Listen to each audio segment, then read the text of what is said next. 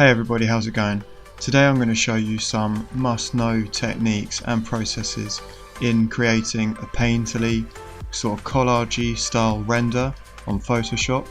I've been looking at some examples, and what I think they have in common is that they all use a lot of soft light. They appear a really simple scene, and the processes to create them isn't actually that hard. So I'm going to take you through my approach to doing it. The end results for me, I think they look great. I also learned a little bit doing this. It's a different sort of style render that I'd normally do, definitely, but I really love looking at them and I know they're popular. Please subscribe to my channel if you haven't already. I really appreciate that. Okay, so let's get into it. I hope you can stick around for it. I think it will be really worth it, and I hope you enjoy the tutorial.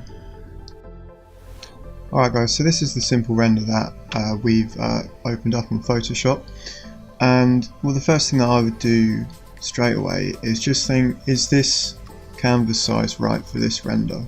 Just as a platform to start building up from. And I don't think this is. It looks really squashed and confined, and it's just important to just give your render some space to breathe. So I'm just going to first set up something that just makes it more open. I want to put a lot of public activity in front of this building. I think that's actually going to be the main focal point to it, and then have the architecture as just more of the backdrop to this. So I'm just going to widen up the borders of my canvas quickly, and now I'm going to start by putting in the sky. Need to turn this tolerance up quickly. With the magic wand tool, I'm just going to select this quickly and then delete it. And I've already found the sky that I quite like. The examples that we looked at had like this overcasting sky, and I think this one is better than just a bland one. The clouds are at least doing something in this one. So I'm going to put that behind it. And just find a position as I like it, at least just to start. I'm still going to adjust the canvas size as we go along, as we add more layers to it. And it kind of looks like this is wonky to me. It is slightly. So I'm just going to fix these little bits up.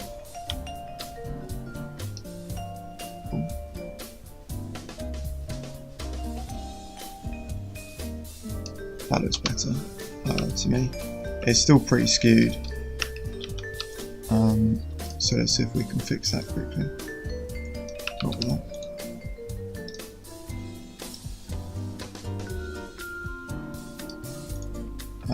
I might even put it up a little bit. It's just a conceptual render. That looks better. If I put one of these just slap bang in the middle, I might as well center this as well. So the plan is to have a lot of public activity in the foreground, like I mentioned, and I also want to show you guys a reflection technique for the ground. Which is really good. It adds quite a lot of sort of like a dynamic feel to your render. And picked this road texture, so we're still just setting up the scene. I might not get this right first time, but we'll just we'll keep going with it until we get it right. Just a bit of trial and error. Actually, I'm going to duplicate this first. Oh.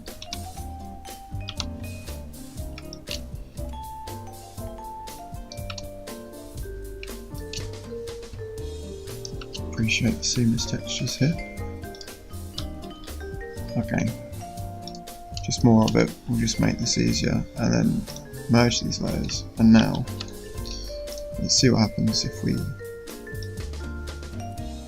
pull these out a bit.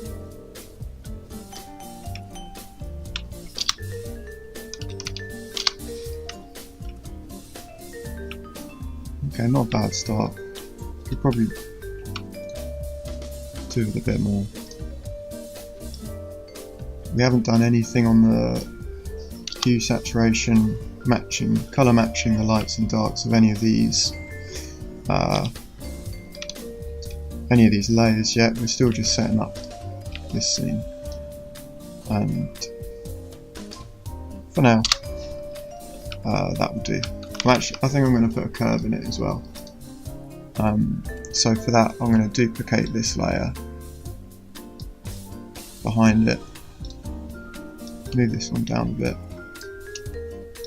So this is the layer that's behind, and I'm going to just make it really dark. Move it up a bit like that, and then that's just giving us like a curve.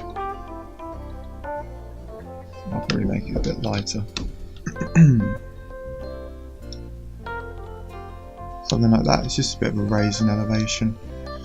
Okay, so I'm kind of happy with that, how we've just completely changed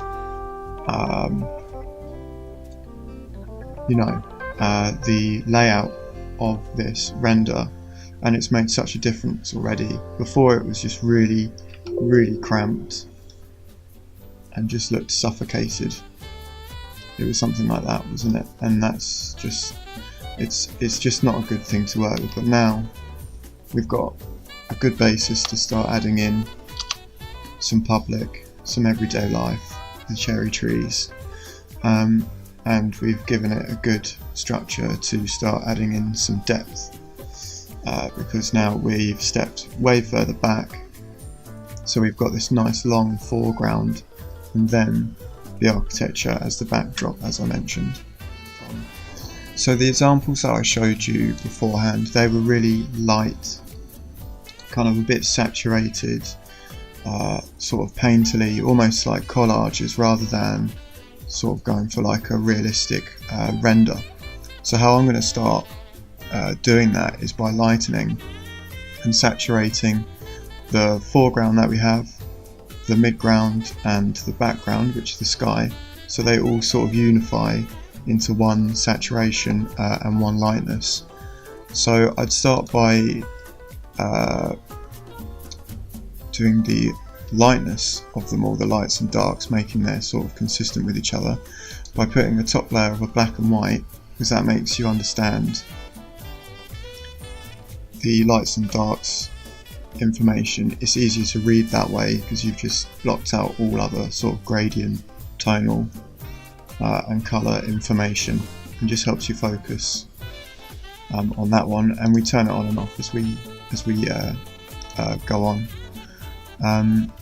So I'll start with the road, and down here I'll get a brightness and contrast layer and hold down Alt and click, and then that's assigned just this layer, so it'll only affect this layer and not globally, not the whole image. And I'm going to start by moving the brightness up on this. We generally want to go brighter because that's what the examples look like. So we'll see what that looks like. It's pretty bright. We'll keep going. There's going to be some trial and error in this.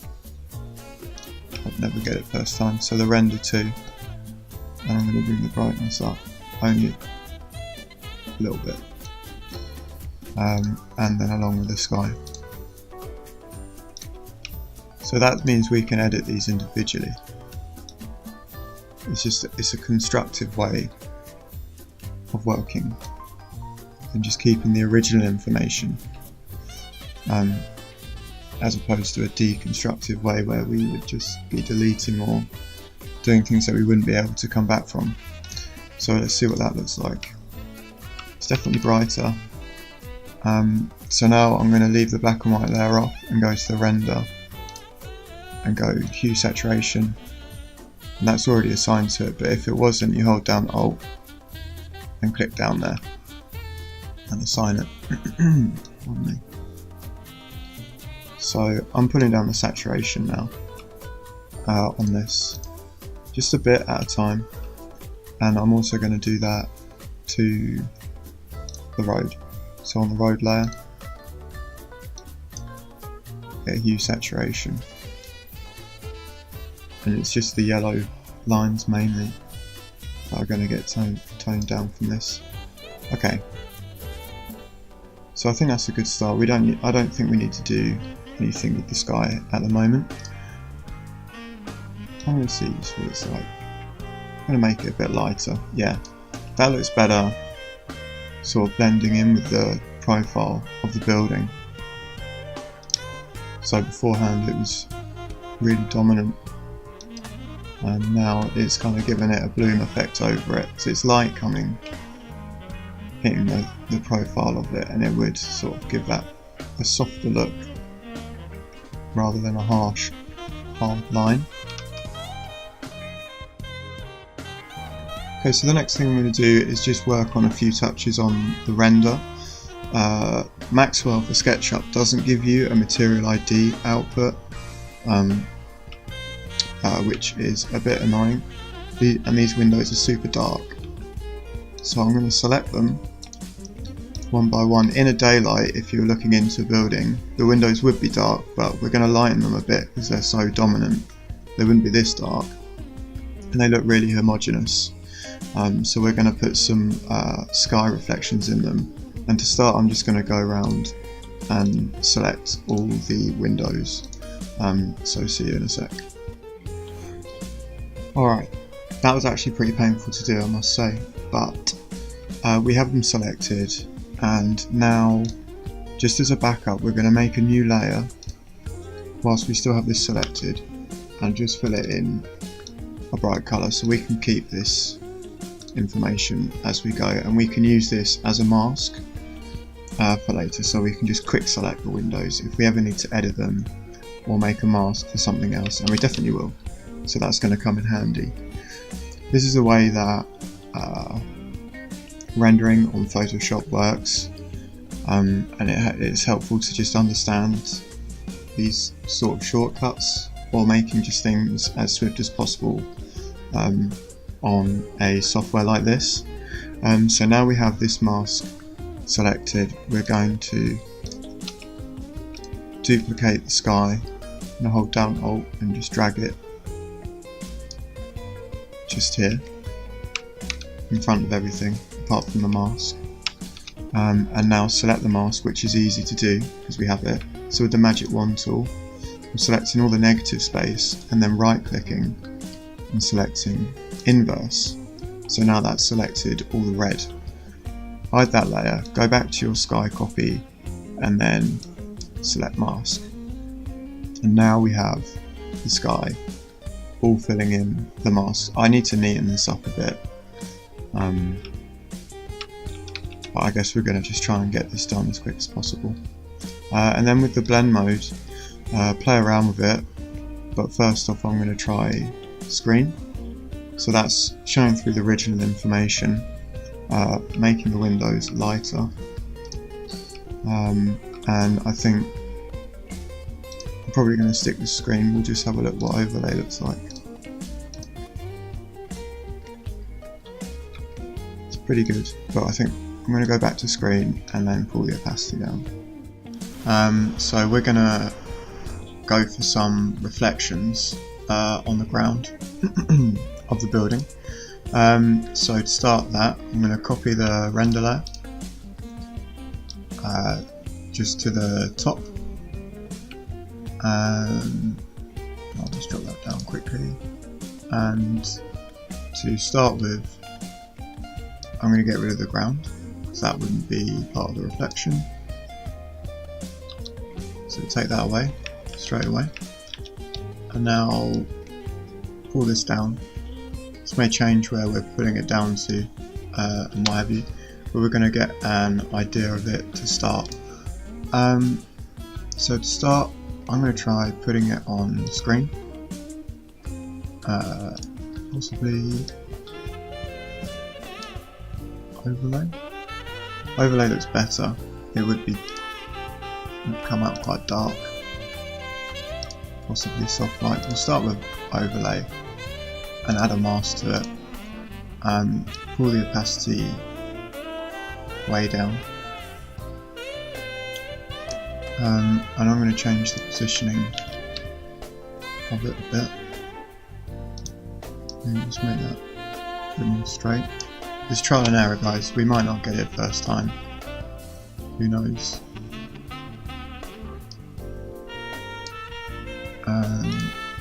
With the mask layer, get a brush, a soft brush that's black. I'm going to change the angle of it.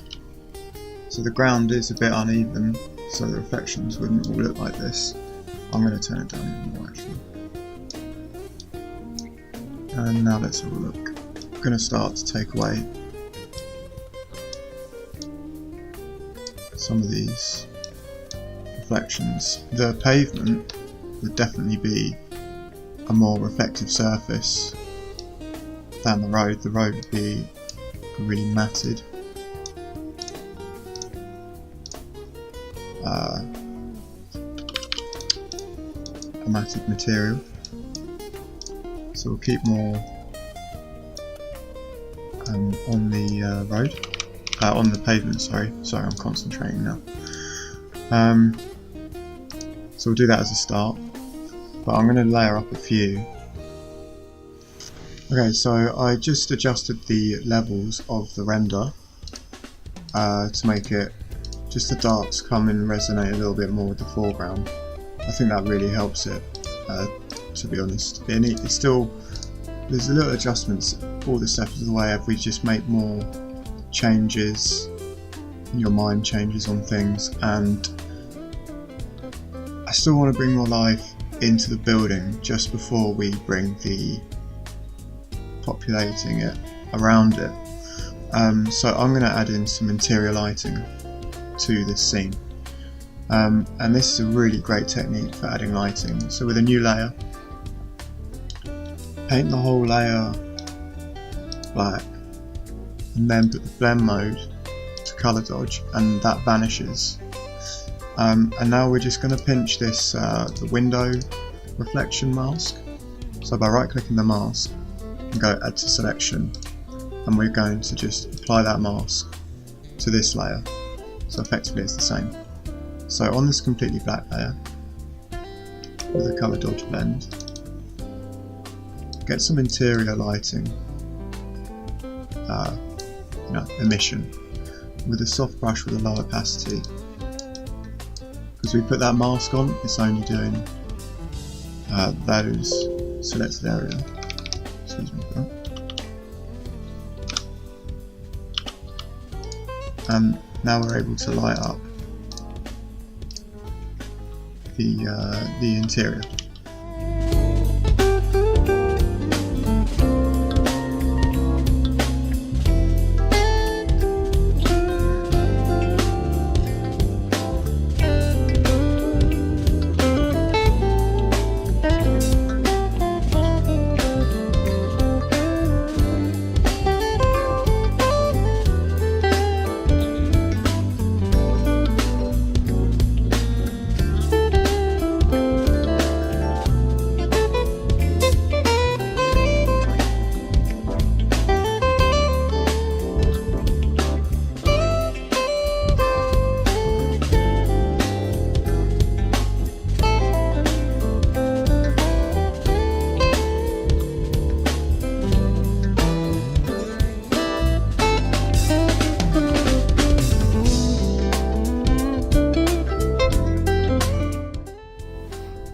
So now I'm actually thinking, well, let's bring some of this interior lighting into the reflections, because they would be there.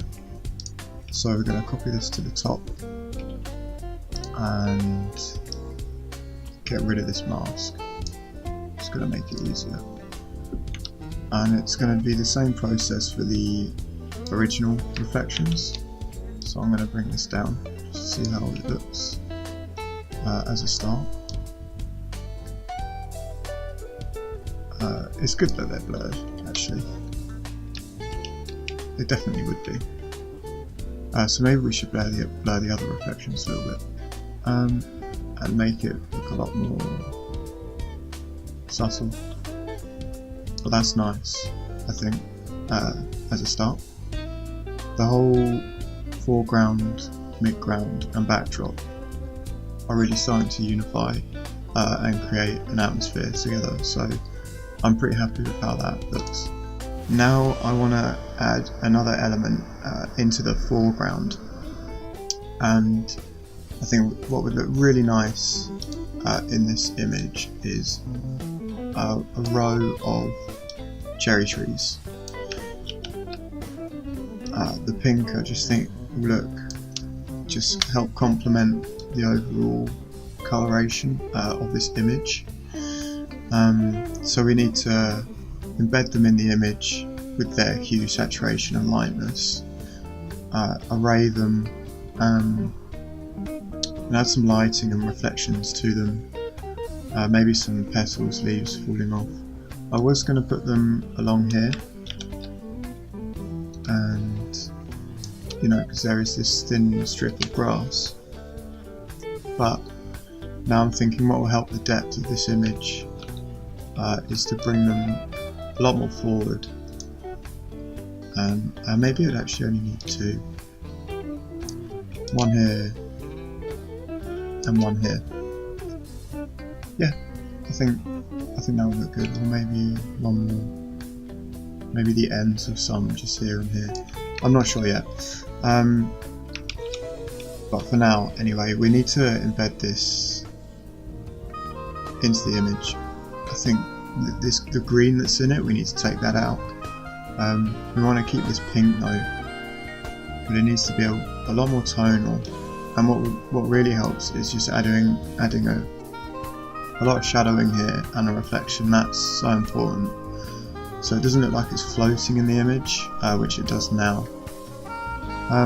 But for now we're gonna just have a play around with it and see what we can do.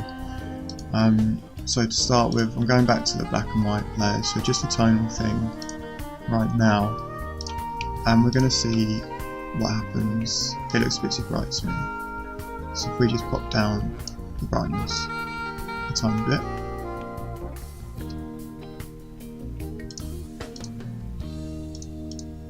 yeah, I think that looks a lot nicer. We'll lighten it up again with a similar method that we used for the windows with the dodge tool, so some light hitting into these petals, like some soft light, will make it look a lot nicer. So now I'm going to go for a hue saturation, but I don't think a lot needs to be done for it. I just don't like the green, so we're going to see. So we're losing quite a lot of the pink, but I think we can bring it back later with the dodge lighting that we'll put over it. So yeah, I'm kind of happy with that now, but we'll change the levels of it. We can control the lights and the darks individually. And the darks need to match the rest of the render, so it may actually be too dark right now. Yeah, I think bringing up the lightness there in the pinks has actually really helped it, because there you can see it's conflicting too much with the midground there. But changing it pops it out a little bit more, and makes that look yeah, a lot nicer so far. It's a good start.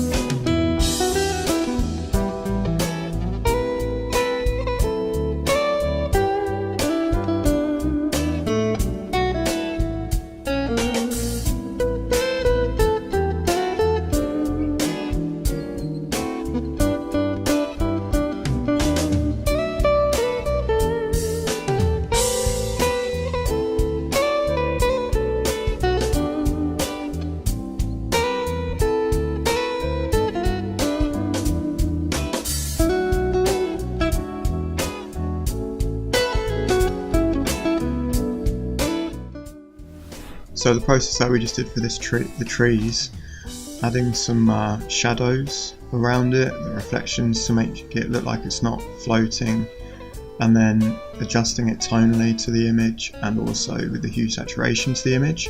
I'm going to do that with the people now and just pop them all in, and then I'll see you in a sec.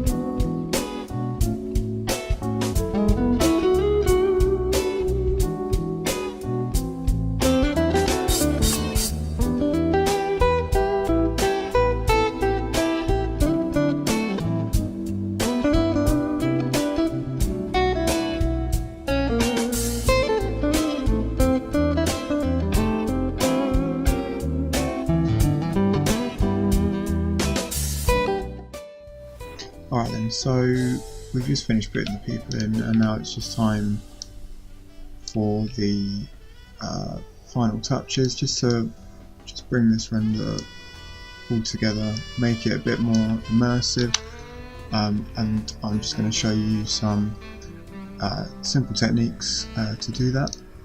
First, I want to put some lighting touches just over it, so it's with the colour dodge technique that I showed you, that I've already showed you. So it's to paint a new layer on the blend mode colour dodge black, and then with a really soft brush, what's going on here? Oh, here we go. We're going to brush in some new light. I'm going to put a little tint on this light again, but a really faint one. I want just some more, since the ground is wet, we want to just see what we can do with shedding a bit more light reflectance onto it. I've got that one dark as well. Okay.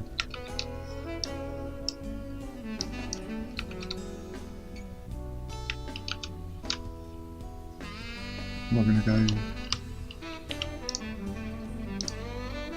not going to spend too long on this. So now I'm going to put some vignetting in with the gradient tool. We're going to tone this down.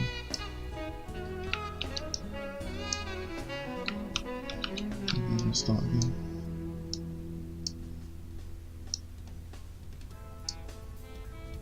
But that looks kind of nice, so this is like the darker side of the image.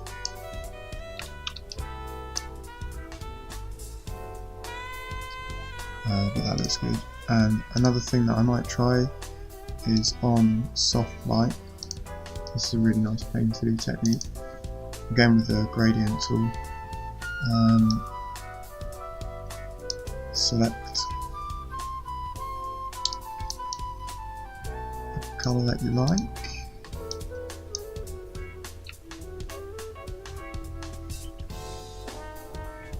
Maybe not pink, I think actually orange. But we're going to make this way more subtle. And I'm going to tone this one down. But it softens everything up nicely. And I wanted a bit more light coming in from this direction.